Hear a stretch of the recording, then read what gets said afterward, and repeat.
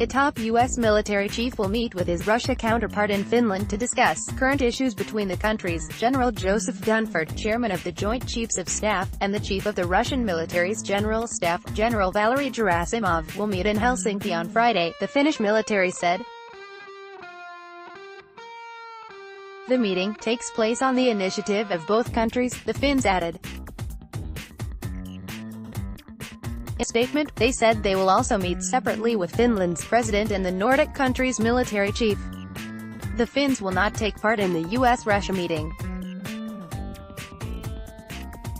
Vladimir Putin opens Russia's controversial bridge to Crimea. Tensions between the US and Russia remain high over Moscow's backing of the Syrian dictator Bashar al-Assad. The US says large numbers of civilians have been killed in Russian airstrikes in the Middle Eastern country, while Russia contends it never targets civilian areas.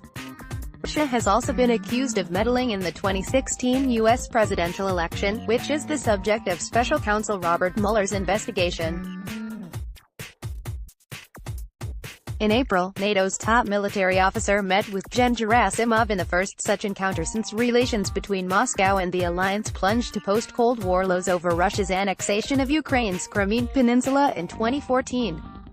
A legendary World War II-era Soviet tank T-34 Russian President Vladimir Putin shakes hands with military personnel during the Victory Day parade at Red Square. Russian Army MiG-29 jet fighters of the Strizhid Swifts and Su-30 jet fighters of the Ruskaya Vityasi Russian Knights aerobatic teams fly in formation. Russia's newest robotic complex Uran-9 takes part in the Victory Day military parade. Russian troops march during the Victory Day military parade. Russian servicemen drive military vehicles during the Victory Day parade. Russian servicewomen march at Red Square. Russian President Vladimir Putin and Israeli Prime Minister Benjamin Netanyahu attend the Victory Day military parade. Russian MSTAS artillery vehicles, people carrying pictures of fallen soldiers queue to pay their respect at the Soviet War Memorial. Russia's new generation of strategic missiles. Yar's Russian President and the Supreme Commander-in-Chief of the Russian Armed Forces Vladimir Putin delivers a speech during the Victory Day military parade. Army ATV-1 during the parade. Russian military servicemen march during Victory Day parade in Moscow.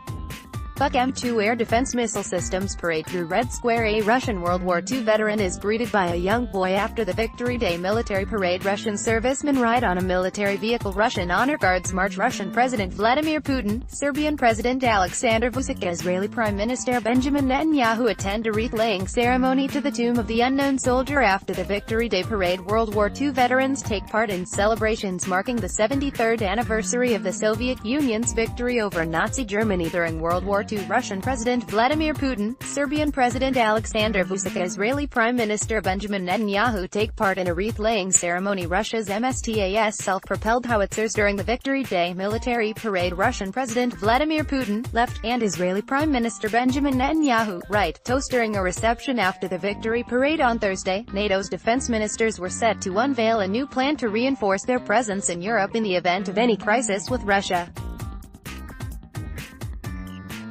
If such a conflict were to break out, it would be met with the deployment of 30 troop battalions, 30 squadrons of aircraft and 30 warships within 30 days, the ministers are expected to say at a meeting in Brussels. However, details of the plan, which were drawn up by the US and are set to be in place by 2020, are sketchy. The ministers are also likely to announce a strengthening of maritime operations, particularly in the Mediterranean Sea, where Russian ships have been shadowing NATO vessels. Additional reporting by Associated Press.